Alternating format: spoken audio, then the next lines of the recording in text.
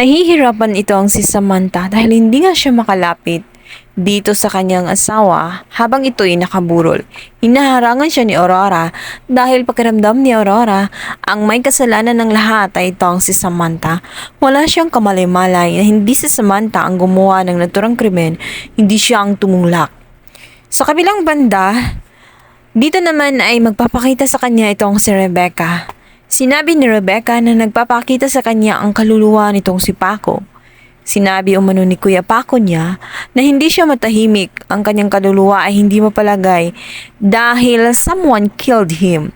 Kaya dapat nilang malaman kung sino talaga ang tunay na salarin ng pagkamatay ni Paco. Kabilang banda, huling lamay na sana at gustong magpaalam nga nitong si Samantha sa kanyang asawang si Paco.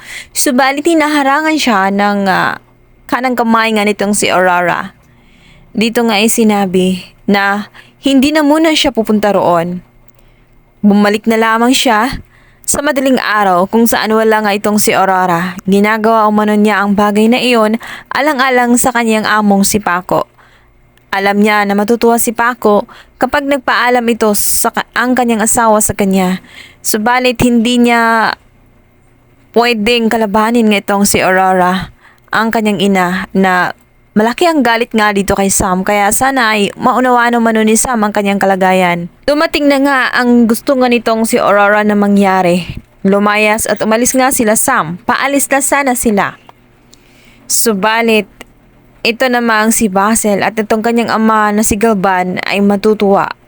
Pumapalakpak, tila nagtagumpay ang kanilang mga plano. Mapalayas ang pamilya nga ni Paco. At ngayon, wala nang hahadlang sa kanilang mga plano. Batid kasi ni Basil na hindi siya maging CEO hanggat nariyan si Paco. Kung kaya't wala siyang choice kundi gawin ang bagay na hindi dapat. Alang-alang sa kapangyarihan na inaasam ng kanyang amang si Galvan, maging siya